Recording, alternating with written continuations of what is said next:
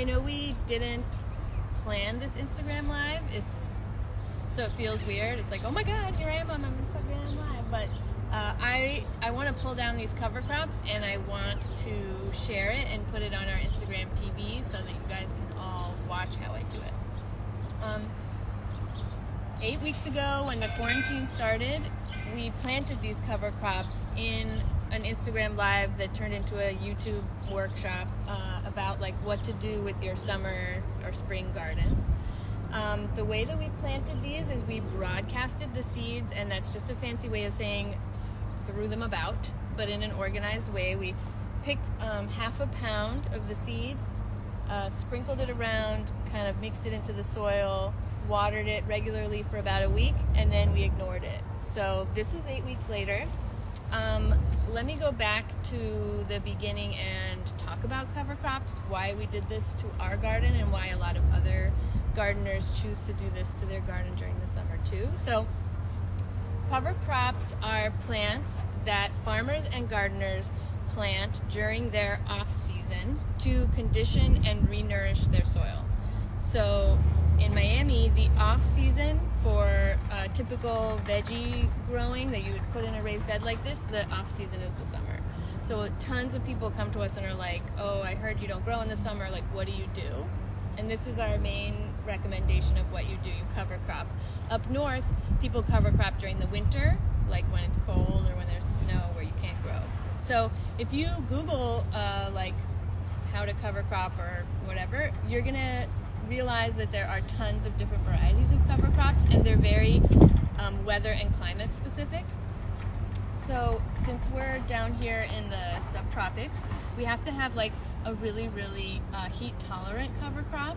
There are 3 really popular ones: Sunn Hemp, buckwheat, and cowpea.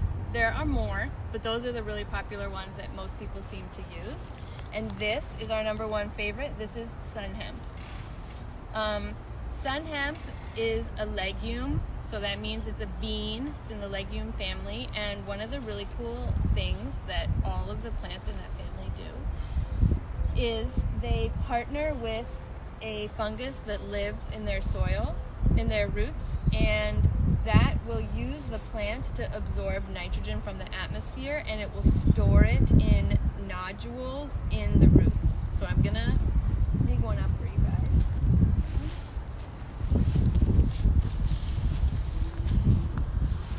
My nodules. Okay. Trying to get rid of some soil. Okay, I'll hold this still. Do you see those little balls? Yep, we can focus on them. Okay, you see all those balls? Those are pure nitrogen. So basically, they're like granular fertilizer that nature made for you. So that's really cool. Another reason why you would choose to cover crop is to prevent the erosion of your soil through heavy rains, which is totally a thing for us in the summer, right? Another reason is to suppress weeds. So this is a bed that I didn't cover crop. Very embarrassing. Very embarrassing, but here, for you all to learn a lesson from, these beds were the same. You know, in March when I did this thing, I cleared this one and I cover cropped it. This one I ignored. What a mess. Now it's full of invasive grasses. They're gonna put their little rhizomes everywhere. I'm gonna have to weed it. I'm sure I've lost some topsoil during the rain because it left. It got eroded. And then look at this one. No weeds. Actually, the only weed in this one is this little guy on the corner, and he's here because there aren't cover crops here. So cover crops, they grow really fast, and you plant them very densely. That's why you don't go and like transplant one by one. You fill the bed with them, and then they become like really thick, and they smother any weeds. Like they outcompete them. So they'll grow faster than the weeds, they outcompete them, and then they make it like this is now the forest floor of my raised bed. And you know, weeds don't thrive in a forest floor environment. So also the soil life that lives in your soil, it's microscopic, it's hard to explain. We know it's really important, and you're always going to be trying to like support that soil life to make your soil really healthy and balanced. The soil life does not like bare soil. in general, nature doesn't like bare soil. That's why if you leave your garden bare in the summer, nature will fill it with weeds. So the soil, all of the stuff that's living, bugs, bacterias, microbes, funguses, all of the things that are alive in my soil right now, they need these roots here. It's like their houses and their food source. So it's great to have something like living in your soil kind of at all times. Like I said, I planted these 8 weeks ago. 6 weeks is sort of like what all the books say, optimum, like you smother them in 6 weeks or you process them. And but it's really forgiving. But you're gonna want to do it before they flower. These make gorgeous flowers the pollinators love. So you can let them flower, but once you allow a legume to produce seeds, then it will draw from that stored nitrogen in order to make those seeds, right? So you don't want to let it do that because you want it to keep the nitrogen down here. Over the years, we've dealt with cover crops in different ways. When I say deal with, or like I'm gonna handle these today, what I mean is kill. I'm gonna kill them, right? And basically the way that you kill them really depends on like what tools you have at hand and what scale you're working on. So if you had a huge farm full of this stuff, you know, farms grow this down in Homestead and like even in non-tropical places, they'll grow quick cover crops of this. You can do something called crimping with a crimper, where like you put a big like rolling device on the back of a tractor and it has like little razors sort of on it, and you'll roll over the cover crop and you'll break it, and so then it dies and then it lays on the surface. So in the past we've used machetes. Like you could machete this in like a Z pattern, like you know? And what you're trying to do, no matter how you do it, what you're trying to do is break it up into smaller pieces and like smush it onto the bed. So you could machete it if you're really, I don't want to tell anybody to use clippers. Because I'm like, if you're crazy, you could like clipper it, but that will take you all day. So like we have a favorite method, and it's basically stomping on it. Okay, so I'm gonna do it for you. I'm gonna stomp all over this for you, and then I'm gonna give you 2 options for what to do post stomping. And I just want to say, when you're stomping, you're actually cracking it right at the soil surface. I should say, you're just kind of like cracking the stems. Right, I'm crimping it, but with my body. You know, I don't have a crimper, and I don't have a tractor, and I don't need one because this is a 4x8 foot bed. So I'm doing like a very free, like version of crimping. I'm crushing it at the base, and I'm also kind of go like this, so that I don't have to handle like 8 foot tall pieces. I'm gonna handle smaller pieces. I also want to say, I'm not pulling this out on purpose. You want the roots to stay in the soil because you want the nitrogen nodules to slough off. Once you kill the plant, it will release the nitrogen nodules into your soil. Okay, so look, I'm gonna start. I'm just gonna start smashing here. But I'm like starting on these really big ones.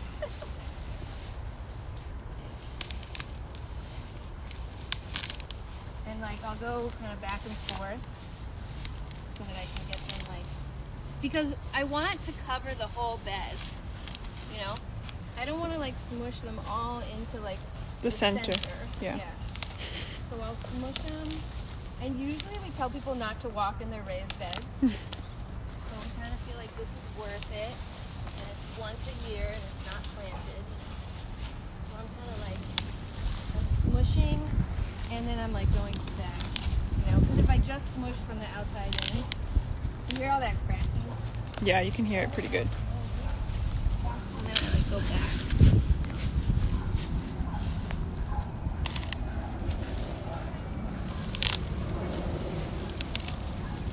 Getting very intimate with these plants. There's my face.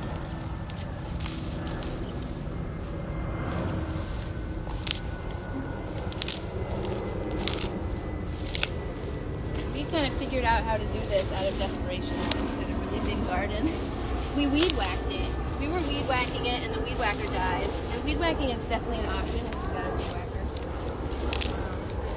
Oh, another reason why it's great to kill these at 6 weeks is because, man, they can get really, really big. And get very fibrous. And so it's a lot harder to do this process. So it's way harder to do this, or to do anything. Like, it's harder to cut it. It's harder to crimp it. Yeah. We used to plant this at our small farm in North Miami, and man, if we got the timing wrong, it would really punish us. We had to change our weed whacker from, like, you know, the string to, like, the blades, just to get through this huge. Okay, so look, you see my bed? You want to show the bed?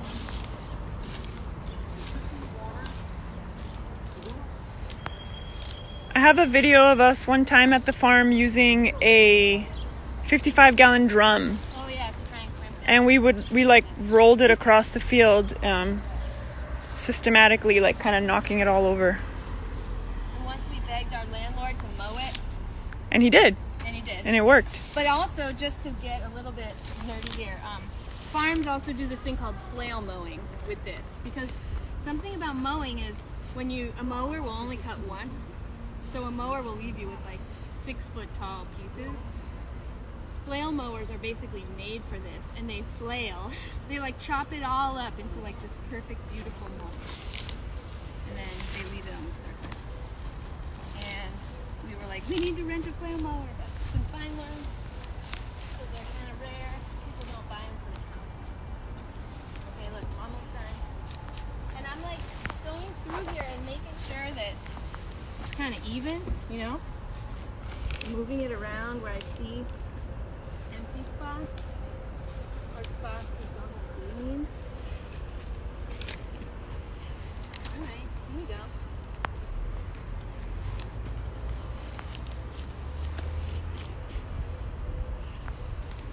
Okay, so I'm mushing it down.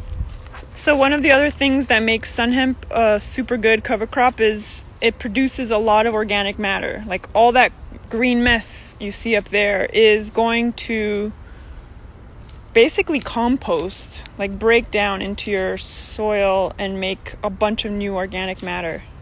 Yeah, so look, what we're doing here, I'm going to show you two different options. Both of them are, basically composting like in your bed instead of in a compost pile. So if you're familiar with composting, even in the most basic sense, it's like the collection of dry and wet materials where they can like decompose together and make like a balance of nitrogen and carbon.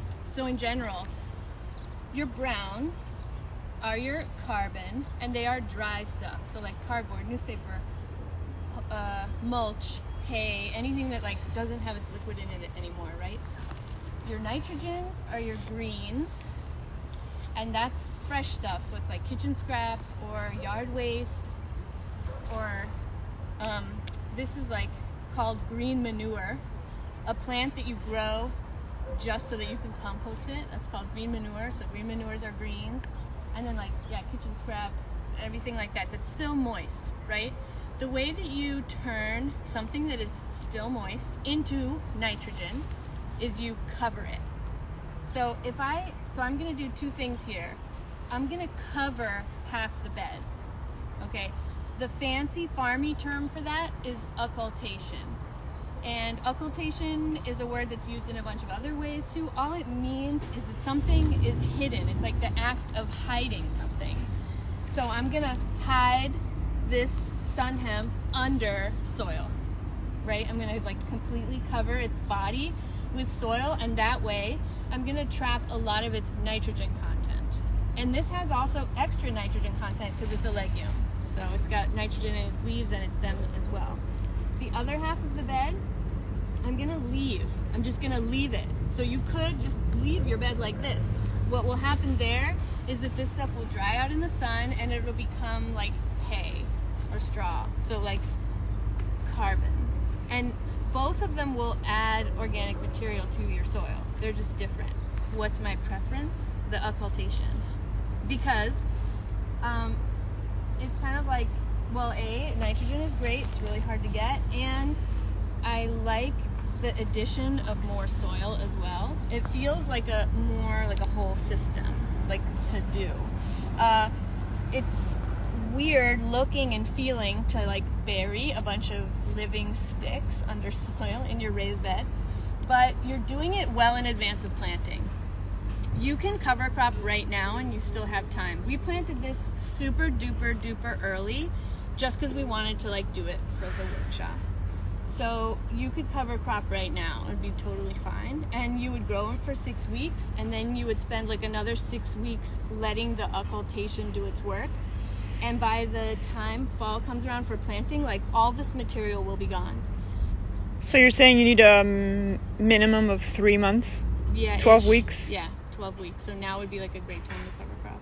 Another thing you could do if you run out of time, for example, like if you aren't ready to cover crop for another month, is you can grow the cover crop in your bed. You can kill it at any time, so it doesn't have to go to 6 weeks. You could do it to a month, for example. You can cut down your cover crop, and then you can take the green away if you want. Like you could just put it in your compost, and then you'd let the roots die off, slough the nitrogen, and then like you just plant in your bed. So there are other options, but I'm giving you like the most sort of like normal, but you can kind of hack your way through the whole system if you need to based on time. But yeah, so like in 6 weeks this will be all gone. It'll just be gone. It'll look like a nice like raised bed that's ready to go for the fall. So okay, so what I'm gonna do, I've got some garden soil here, and it's not rocket science. I'm just gonna cover it. Spread it out.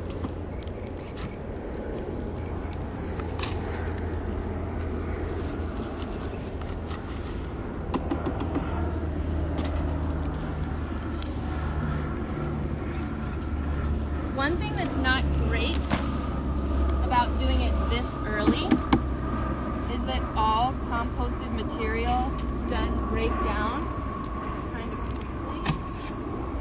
So if you've got all of this like delicious nitrogen in your bed and you're not going to plant it for another 2 months, for example, you'll lose some of it. So there's So you want to time it, ideally, yeah. you want to time it kind of working backwards from when your planting date is. Right. So if you want to plant on October 15th, then you plant your cover crop 3 months before that. And then it should work out pretty good. So that's like maybe the biggest downfall to what I've done. But again, I only really did this super early because I wanted to show you all how to do it. Okay, so look, I covered it. It's not perfect. It's not neat. I'm not the neatest gardener, medium neat gardener. This stuff will all decompose anyways. And then these are the ones that I'm leaving out, just to show you guys the other option. And then because I've already said, like, don't leave your soil bare, nature hates bare soil, I'm gonna go and I'm gonna put straw on this. Straw we love. It's almost like your lasagna. Yeah, I'm like lasagna. Lasagna gardening. This straw is going to break down too, but it's going to break down slowly. And so it's going to provide like a really good cap. It's going to act as like an erosion controller, so it'll slow down the rainfall as it comes in. It'll be an insulator. Yeah, it balances out the extreme temperature. So it'll keep it like a few degrees cooler in your soil, which your soil life wants. And it'll over time decompose into more organic matter for your soil. So like right now it looks messy and super fluffy. We love to go really hard on it. Like here. A piece of hay, like a piece, where they come off naturally, that's called a flake. You can literally just like barely move around the whole flake and just get it like super thick. And then it'll get you'll be shocked by how quickly it'll smooth out. And then you can watch, like over the summer, you'll kind of peel it back and the whole underside of the hay is like decomposing. There's worms in it, there's millipedes. Millipedes also make compost. They eat organic material and then they poop it out and they make worm compost, so like they're really good too, and they love the tropics. So like this is kind of like an additional soil building technique. And yes, you see it's very much like Liz